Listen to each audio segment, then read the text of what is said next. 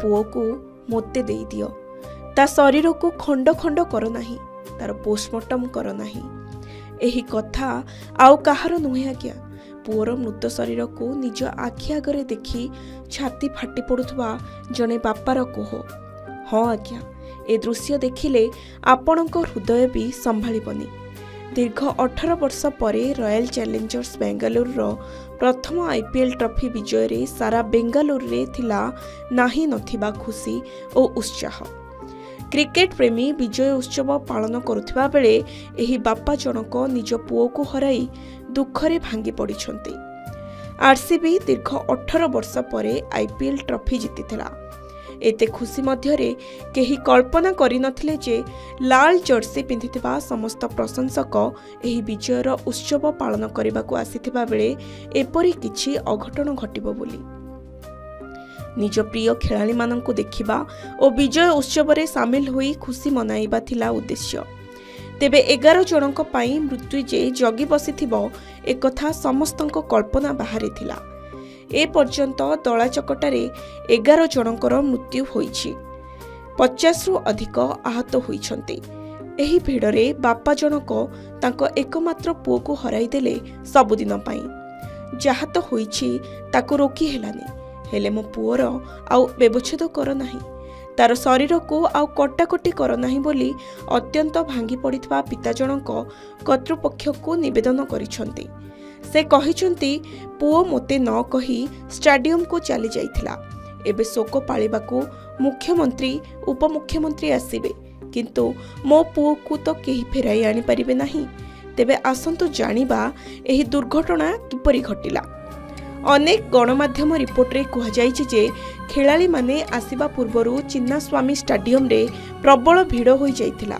बाहरे उपस्थित बहु संख्यक प्रशंसक भीतर को प्रवेश करने को चेष्टा करुथिले। एहा देखि सुरक्षा कर्मी माने गेट बंद करि दैथिले, किंतु प्रशंसक माने तथापि मानि नथिले। सेमाने खेलाड़ी को देखिबा पई एते उत्सुक थिले जे जोर जबरदस्त गेट ठेली भीतर को पसिबा पई चेष्टा करिबा आरंभ करि दैथिले। अनेक प्रशंसक गछ चढ़ी कांथ डेई स्टाडियम भीतर को प्रवेश करने को चेष्टा करुथबा मध्य देखा जाइथिला। परिस्थिति रे सुधार न आसिबारु कर्णाटक पुलिस लाठीचार्ज करिथिला। एही समय रे दला चकटा होइथिला। स्लाब भांगिबा जोगु परिस्थिति आहुरी खराब होई जाइथिला। अन्य पक्षरे किछि गणमाध्यम रिपोर्ट रे दाबी करा जाइछि जे चिन्नास्वामी स्टाडियम निकट रे एक ड्रेन को घोड़ाई रखिबा पई किछि अस्थायी स्लाब रखा जाइथिला। ता उपरे दर्शक माने चढ़ी जाइथिले। तेबे एही अस्थायी स्लाब सबु भिड़र ओजन सही पारिलानी आउ भांगी गला। अनेक लोक एही स्लाब उपरे पड़ी जाइथिले। सेपटे लोकमानी चैंपियन टीम को देखिबा पई रास्ता रे ठिया होइथिले।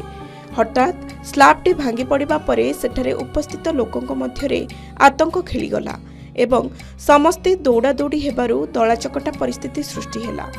एही दलाचकटारे 11 जनकर मृत्यु होइथिबा बेले अनेक आहत होइछन्ते। अनेक लोक चेताशून्य होई जाइथिले। आहत माननकु निकटस्थ हॉस्पिटल को निया जाइथिला। तेबे सेपटे बुधवार सकाळ सुद्धा समस्त मृतदेहर पोस्टमार्टम शेष होई सेमानक परिवार को हस्तांतर करा जाइथिला।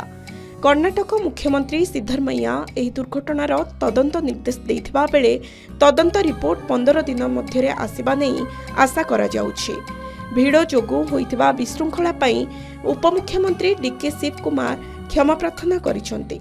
एपटे प्रधानमंत्री नरेंद्र मोदी मध्य एही दुर्घटना पई दुख प्रकाश करिसंते। से कहिसंते एही दुखद मुहूर्त रे जो माने निज प्रियजन को हराइछंती सेमानंक पई मु गभीर समवेदना जणाउछि ओ आहत मानकर आशु आरोग्य पई मु प्रार्थना करूछि। तेबे परिचालनागत बा सुरक्षा व्यवस्था त्रुटि ही दुर्घटना पछर प्रथम कारण कहि हेबो। जहा हेउना काहेकि एही बड़ खुशीर माहौल मध्यरे 11टी परिवार उच्छन्न होई जाइछि, जहा समस्तंक पई एक बड़ चेतावनी। ब्यूरो रिपोर्ट के न्यूज ओडिशा।